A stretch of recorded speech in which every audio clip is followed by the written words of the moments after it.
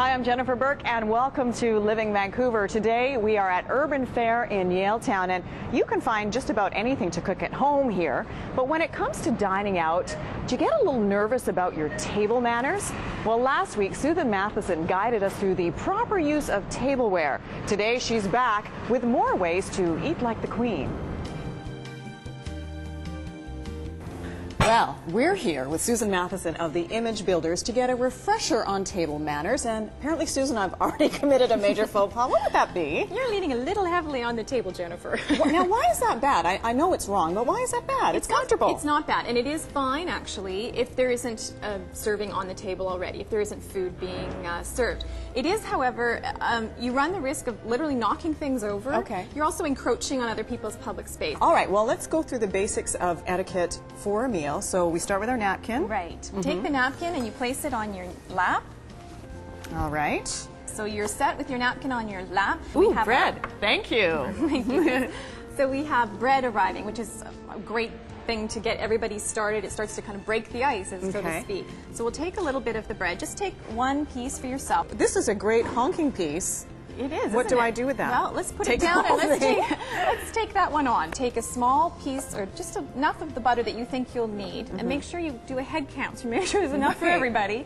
You smear it on your bread plate. Huh. How do you eat bread? There is a way to eat bread. I'm going to turn that in. Oh, sorry. That's okay. So it's into the center of the plate. Knives always turn in. Yes. Okay. That's all right. You try and keep this as close to the plate as possible. Yeah.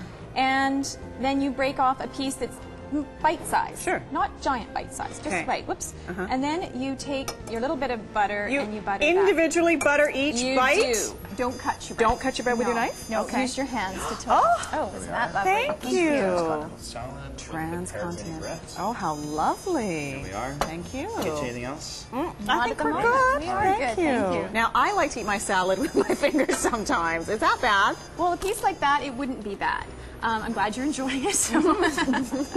But a piece like this, it's not going to get your hands all muddy. You're not picking up a piece of something dipped in French sauce or anything. But the best idea would be to use a knife and a fork. This is called the continental style. And that's, you'll see I'm holding my fork in my left hand and my knife in my right. There are other variations on this, particularly if you've grown up in North America, and it's called the American crisscross style. And in that way, I would put my knife down and I would then eat with my food this way. Okay. For if you're in Europe, for instance, the continental way is the accepted way to eat because they find the North American crisscross loud.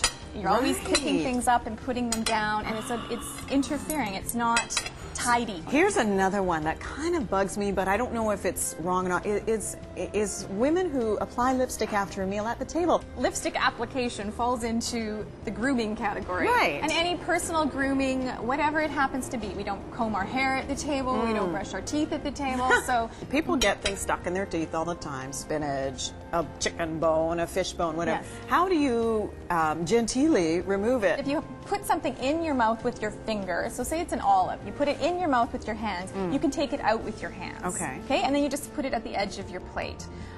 If you're eating and you encounter something you weren't expecting, put it onto the back of your fork and then just put it onto the side of your plate. Then this is called the rest position. This is so that if you happen to bump it, it's all kind of contained. Right. Whereas if it's other ways and you're resting like this, you run the risk of things being pushed aside. So much to remember, Susan.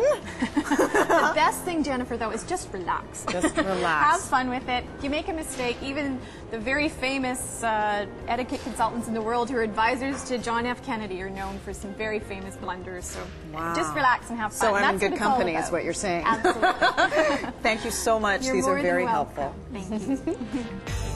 And if you're interested in learning more good manners, there are lots of books about etiquette, and you can find them online. These links are also on our website, cbc.ca/livingvancouver.